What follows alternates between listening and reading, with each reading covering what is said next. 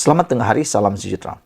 Ini satu lagi pendedahan luar biasa yang pasti membuatkan Najib makin tak keruan, mungkin makin lebih tenat dan mungkin tak boleh tidur, tak boleh makan dan hilang selera makan. Manakala tidak, hari ini mahkamah putuskan Tommy Thomas mendakwa Najib tanpa niat jahat.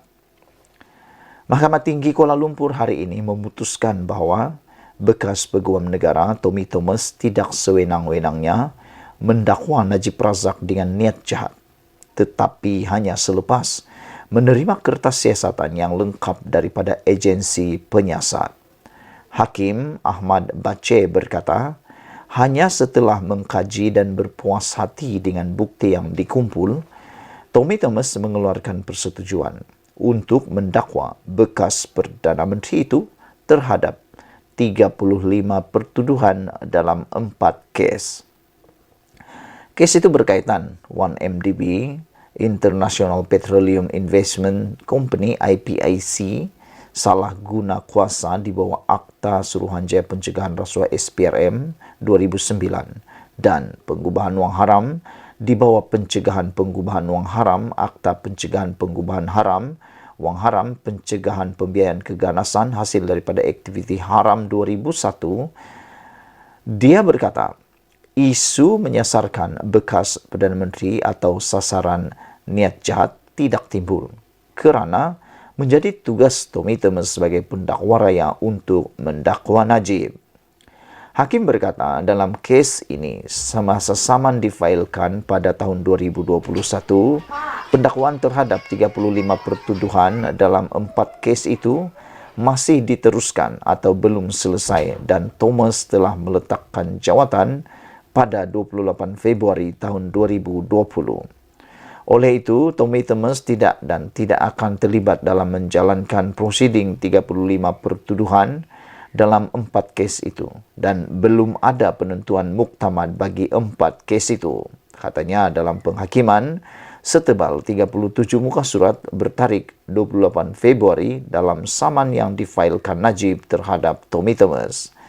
Pada 25 November tahun lepas, Ahmad membenarkan permohonan Thomas untuk membatalkan saman Najib berhubung dakwaan salah guna jawatan awam kerana mendakwanya atas pertuduhan membabitkan kes 1MDB. Hakim itu berkata untuk bersetuju dengan cadangan bahawa Tommy Thomas telah melakukan ketiga-tiga kesalahan atau sebab tindakan salah guna dalam jawatan awam, penyalahgunaan proses yang berniat jahat dan kecuaian, walaupun kuasanya juga akan membuka kepada semua tindakan pendakwa raya akan dipersoalkan. Dia berkata, ia juga membuka kepada penelitian awam sekaligus mencabar budi bicara yang hampir tidak terikat yang diberikan kepadanya, iaitu Tommy Thomas di bawah perkara 145 dalam kurungan 3 Perlembagaan Persekutuan dan juga timbalan pendakwa raya untuk melaksanakan tugas mereka tanpa rasa takut atau pilih kasih. Timbalan pendakwa raya juga akan takut untuk mengemukakan pertuduhan terhadap suspek walaupun terdapat bukti yang terlalu banyak kerana risiko mendedahkan mereka kepada saman sivil kemudiannya. Oleh itu, ini berpotensi membawa kepada peningkatan ketara aktiviti jenayah di negara ini. Paling teruk, ia akan mengundang tertuduh untuk memfailkan tuntutan terhadap pendakwa raya meskipun sebelum prosiding dimulakan atau sebelum mereka dibebaskan seperti kes sekarang di mahkamah ini. Ini jelas akan menyebabkan kucar-kacir dan sistem keadilan jenayah kita akan terancam secara bahaya, kata beliau.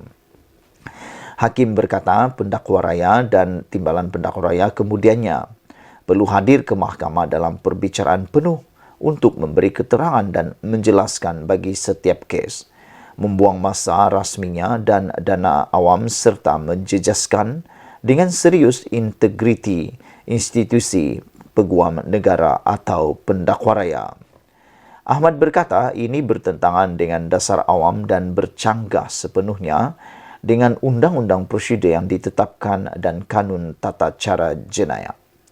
Oleh itu, ini tidak sepatutnya dibenarkan dan tuntutan itu perlu dibatalkan kerana ia remeh dan menyusahkan. Ia juga akan menetapkan duluan buruk dan berbahaya apabila orang yang dituduh boleh memfailkan tuntutan terhadap peguam negara atau pendakwa raya untuk setiap pembebasan, kata beliau lagi. Saudara-saudara sekalian, yang paling menarik ialah apabila hakim ini mengatakan tuntutan ini tidak sepatutnya dibenarkan dan tuntutan itu perlu dibatalkan kerana ia remeh dan menyusahkan, dan lebih penting lagi, ia juga akan menetapkan duluan buruk dan berbahaya apabila orang yang dituduh boleh memfailkan tuntutan terhadap peguam negara, pendakwa raya untuk setiap pembebasan. Hakim berkata, dia berpendapat tindakan planatif memfailkan tuntutan ini boleh dilihat sebagai serangan kolateral terhadap pendakwaan 35 pertuduhan jenayah kerana planatif akan mengambil tindakan sivil secara pramatang berdasarkan pertuduhan jenayah yang masih belum selesai di mahkamah jenayah. Hakim berkata, mahkamah berpendapat tuntutan itu tidak sepatutnya difailkan sama sekali sebelum perbicaraan 4 kes itu selesai.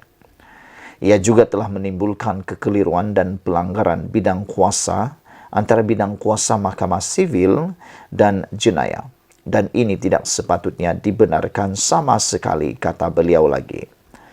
Mahkamah berpendapat punca tindakan penyelewengan dalam jawatan awam dan proses yang dipanggil berniat jahat adalah tidak mampan dan bukan permulaan kerana Thomas tidak menjalankan atau mengambil bahagian dalam pendakwaan 4 kes itu, katanya. Walaupun Tommy Thomas mempunyai agenda terhadap planatif yang tidak dipersetujui oleh mahkamah ini, dia tidak akan menjalankan pendakwaan terhadap planatif. Bagaimana boleh dia dikatakan melakukan salah guna dalam jawatan awam dan kesalahan lain? Oleh itu, tidak ada keperluan bagi saman ini untuk dibicarakan sepenuhnya dan tiada sebab untuk Thomas datang ke mahkamah untuk menjelaskan kerana tuntutan itu harus dibatalkan secara ab initio, katanya. Dalam saman yang difailkan pada 22 Oktober 2021, Najib mendakwa pertuduhan terhadapnya adalah sebahagian daripada langkah yang telah dirancang lebih awal oleh Thomas dan juga selaras dengan rancangan kerajaan PH pada masa itu. Najib memohon satu deklarasi bahawa Thomas telah menyalahguna jawatan awam dan ganti rugi RM1.9 juta termasuk fee rundingan untuk pasukan audit bagi menyemak dokumentasi dalam penyediaan fakta untuk menangani pendakwaan terhadapnya.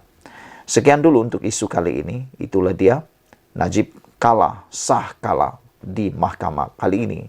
Mahkamah putuskan Tommy Thomas mendakwa Najib tanpa niat jahat. Kita jumpa lagi. Bye-bye.